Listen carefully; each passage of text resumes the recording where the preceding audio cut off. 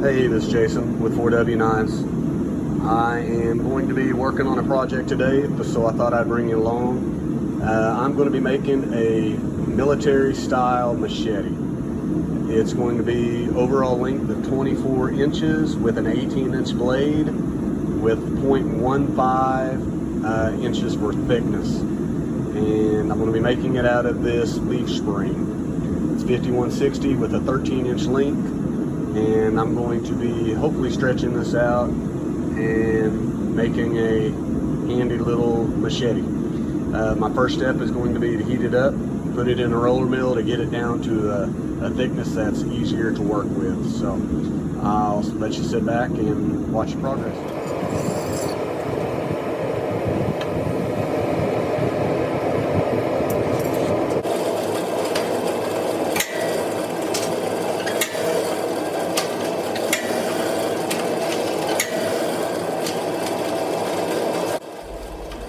Okay, first off, if you haven't seen any of my videos, I love the roller mill.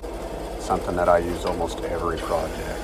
I did run into a couple of issues as the leaf spring started to get longer. I could not heat the whole thing up in the forge, so I ended up having to heat half of it at a time, work it out, flip it around, so it took a little longer than normal. Okay, we have this down to a pretty good thickness. Just making sure that it's all even at this point. I'm going to put it on the anvil, straighten it up, and I've got a little straightening jig that will help. It's not going to be perfectly straight. I'll have to do it again once I get the shape of the machete out, but it's going to be pretty close to what I need.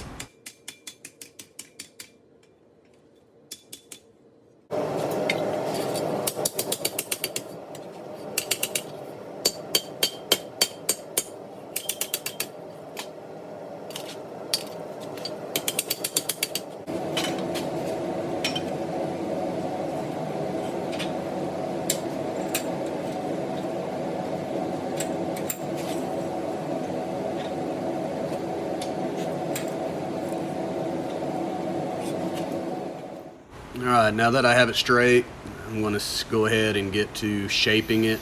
Decided that on this one I'm going to do stock removal. I think that's just going to help me keep it straight. With this being as long as it is, I just saw a lot of room for a mistake, and I don't want to have to redo it. That's a lot of steel to be used.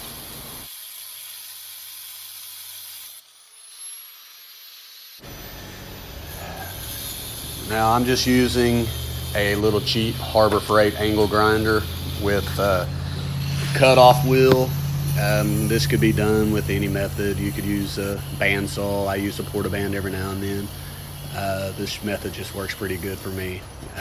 You just have to be careful. Don't pinch the blade. Make sure you're not using one that's in bad shape.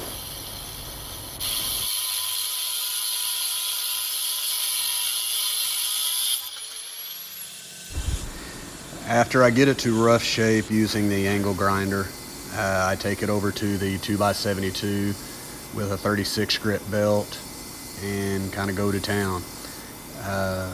Basically just grinding out the shape following the drawing that I put on it. This particular one I'm using the 10-inch wheel, which is pretty nice. It's just a matter of keeping it straight and keeping the grinds even.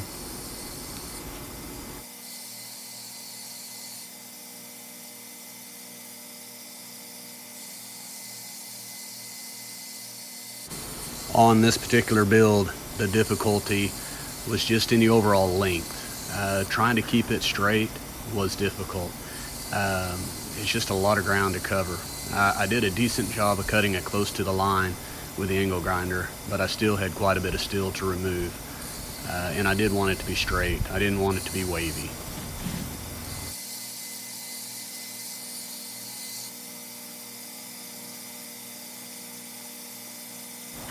After getting it to the shape that I wanted with the 2x72, just a matter of punching a few holes in the handle.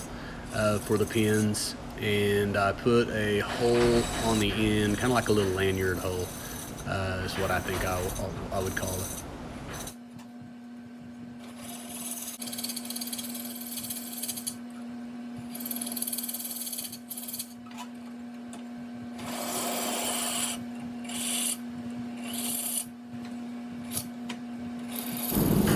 Alright, next step is a little surface grinding.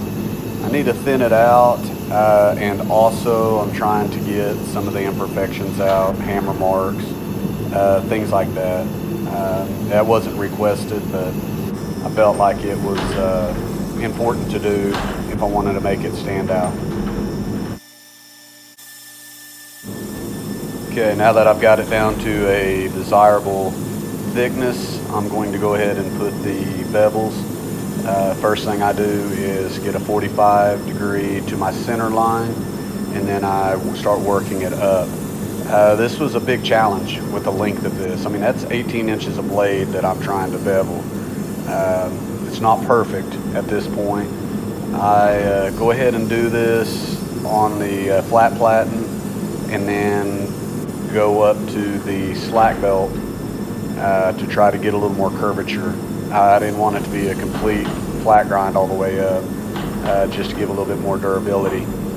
I did decide after about 10 passes that I needed to get my leather vest on, because it was throwing hot sparks right at my chest, and my little white t-shirt was not getting it done.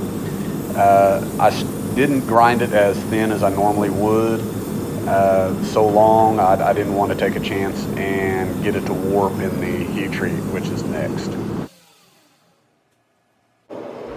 Alright, I'm going to heat it up to critical temperature, let it cool to room temp. I'll do that 3 times to get a good thermal cycle. Then I'll follow that up with getting it up to temp and quenching it in oil.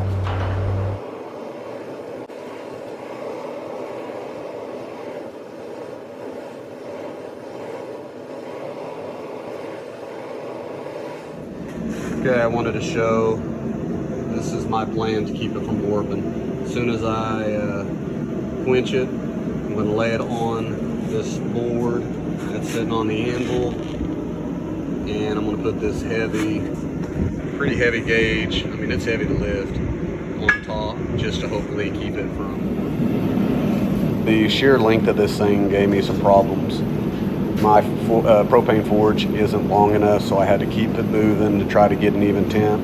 I think it did pretty good. I think it came out pretty good. I had no tings or anything like that. Felt like it was a good quench. Well, I guess we'll have to wait and see. As soon as I pull it out, I'm going to rush it to my little file jig that I just showed you, and leave it there for just a little bit before I temper it. Tempering's going to be a whole other problem. I don't know if my oven's big enough. Guess I'll see.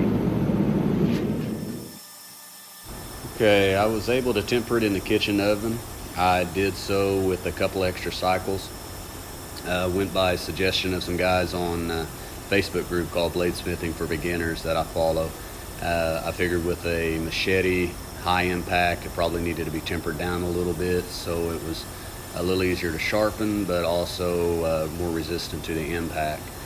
It seemed to go pretty good. And now I'm here just starting to do my finish grind. I'm trying to give you a different angle here. I'm sorry you have to see my fat head, but I wanted you to kind of see the difficulty of keeping this balanced with such a long blade. It really was challenging.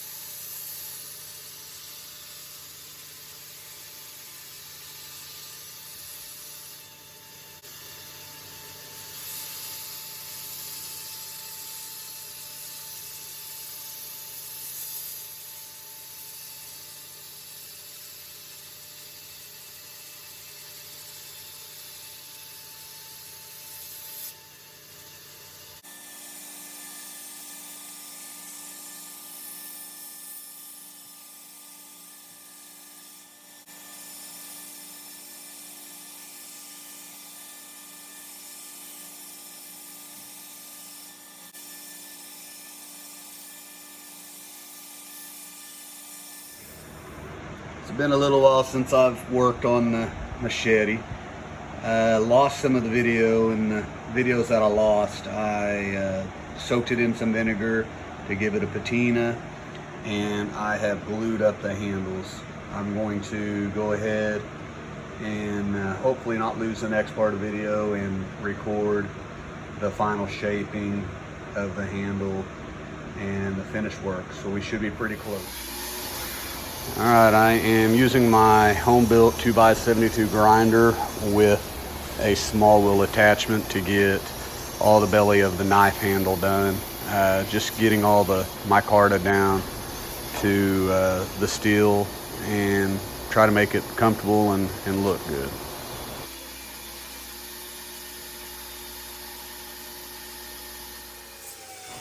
I have worked with micarta in the past, but I do not remember it being this difficult to move.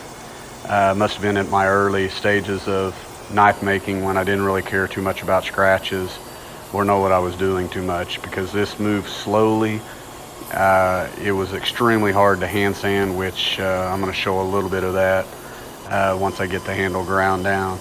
But I was just surprised by how slow it moved. I've been using a lot of G10 and wood handles, and it moves so much easier than this micarta. It's hard, sturdy stuff, so I guess that's why you buy it. But man, it moves slow. I use a shop roll of 220 to round the edges to kind of contour it to fit your hand. I end up hand sanding it to a 400 grit all the way around.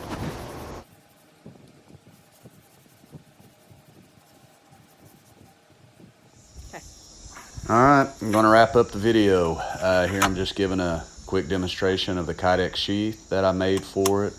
Got a nice versatile belt hook, or deal to hook on the belt loop.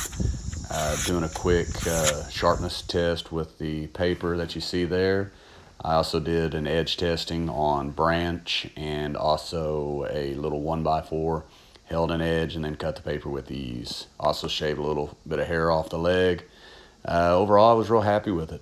Thought the micarta handle came out well, even though it was a pain in the butt.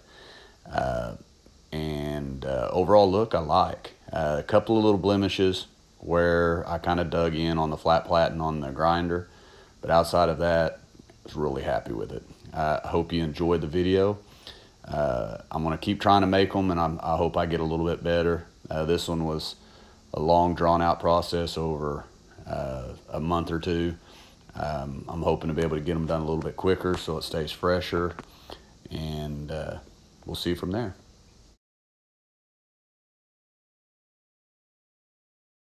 Thanks for watching, and check me out at 4W Knives on Facebook, and please like and subscribe.